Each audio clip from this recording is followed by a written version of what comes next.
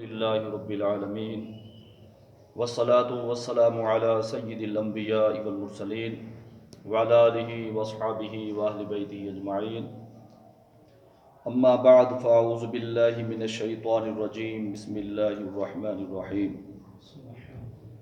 قال اللہ تبارک و تعالی فی کلامہ المجید والفرقان الحمید وتعاونوا علی البر والتقوی ولا تعاونوا علی الاثم والعدوان صدق اللہ مولانا العظیم وصدق رسولہ النبی الکریم الامین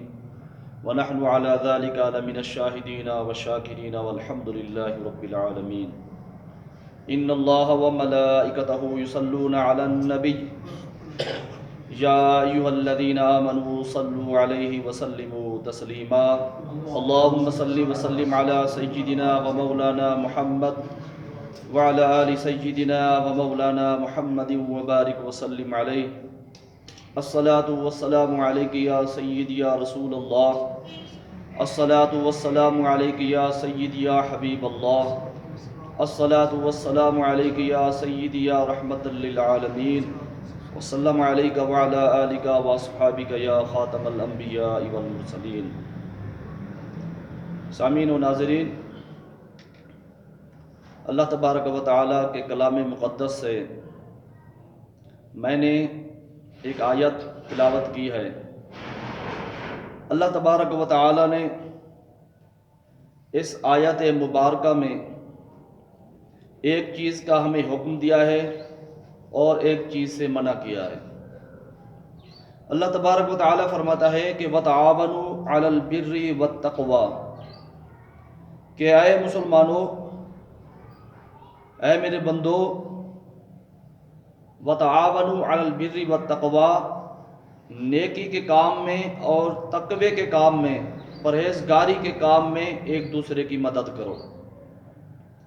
وَلَا تَعَاوَنُوا عَلَى الْإِثْمِ وَالْعُدْوَانِ، اور گناہ کے کام میں، سرکشی کے کام میں، اللہ کی نافرمانی کے کام میں ایک دوسرے کی مدد نہ کرو. اللہ تبارک و تعالیٰ نے اس آیت مبارکہ میں ہمیں زندگی گزارنے کا اصول دیا ہے. اگر ہم اس حکم پر عمل کریں تو انسانیت خوشحال ہو جائے. انسانیت جو تڑپ رہی ہے، تکلیف میں مبتلا ہے، پریشانیوں میں مبتلا ہے، انسانیت کی یہ ساری پریشانی، یہ ساری تکلیف، ساری مصیبتیں ختم ہو جائیں. کیونکہ جب ہم اچھے کام میں، بھلائی کے کام میں ایک دوسرے کی مدد کریں گے، ایک دوسرے کی ہیلپ کریں گے، تو یقین مانیں اس اللہ کے حکم مطابق اگر ہم عمل کریں گے تو ہماری زندگی سے تقریباً تمام مصیبتیں ختم ہو جائیں گی، تمام پریشانیاں ختم ہو جائیں گی. اسی طرح اگر ہم گناہ کے کام میں، برائی کے کام میں، اللہ تعالیٰ کی نافرمانی کے کام میں ایک دوسرے کی مدد نہ کریں تو سب سے بڑے بڑے جو جرائم ہوتے ہیں وہ لوگوں کے ایک دوسرے کی مدد کرنے کے بغیر نہیں ہوتے. کوئی اکیلا آدمی بہت بڑے جرائم میں مبتلا نہیں ہو سکتا، اس کے بہت سارے مددگار ہوتے ہیں، ہیلپ کرنے والے ہوتے ہیں. اگر ہم اسی طرح گناہوں کے کام میں، اللہ تعالیٰ کی نافرمانی کے کام میں ہیلپ کرنا چھوڑ دیں، مدد کرنا چھوڑ دیں تو خود بخود بہت بڑے بڑے جو جرائم ہیں یہ خود بخود دم توڑ جائیں گے. یہ اللہ تعالیٰ نے ہمیں اصول دیا ہے کہ اے لوگوں، اگر اپنی زندگی خوشحال کرنا چاہتے ہو، اپنی زندگی کو بہترین کرنا چاہتے ہو اور اس کے ساتھ ساتھ اپنی آخرت کو بھی بہترین کرنا چاہتے ہو تو میں تمہیں یہ حکم دے رہا ہوں کہ وَتَعَاوَنُوا عَلَى الْبِرِّ وَالتَّقْوَى، کہ تم نے نیکی کے کام میں اور تقوی پرہیزگاری کے کام میں ایک دوسرے کی مدد کرنی ہے، ایک دوسرے کی ہیلپ کرنی ہے. اور وَلَا تَعَاوَنُوا عَلَى الْإِثْمِ وَالْعُدْوَانِ، لیکن گناہ کے کام میں، برائی کے کام میں، اللہ تعالیٰ کی نافرمانی کے کام میں، اللہ کے رسول کی نافرمانی کے کام میں ایک دوسرے کی مدد نہیں کرنی. یہ اصول دیا ہے اللہ تبارک و تعالیٰ نے ہمیں. سامعین گرامی، آپ نے دیکھا کہ نیکی کے کام جتنا بھی ہو رہے ہیں،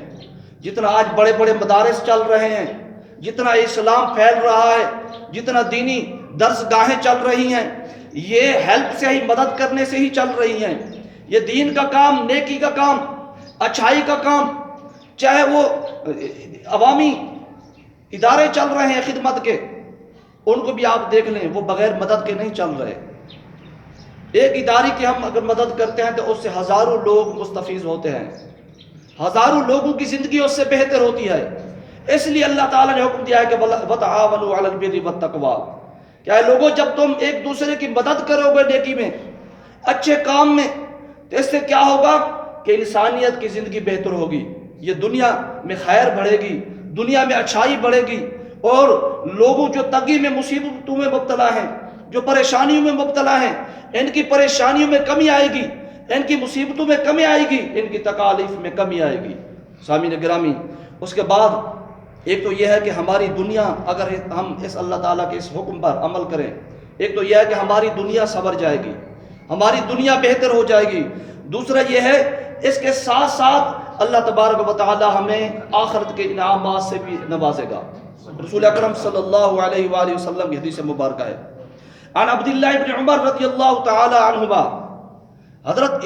عبداللہ ابن عمر رضی اللہ تعالی عنہما روایت کرتے ہیں، کہتے ہیں کہ نبی پاک صلی اللہ علیہ وسلم کے پاس ایک شخص آیا، ان رجلا جاء الى النبی صلی اللہ علیہ وآلہ وسلم فقال یا رسول اللہ صلی اللہ علیہ وآلہ وسلم ای الناس احب الی اللہ تعالی۔ ایک شخص نبی پاک صلی اللہ علیہ وسلم پاس آیا اور عرض کیا، یا رسول اللہ صلی اللہ علیہ وآلہ وسلم، یہ فرمائیں کہ کون سا ایسا شخص ہے جو تمام لوگوں سے اللہ تعالیٰ کو زیادہ محبوب ہے؟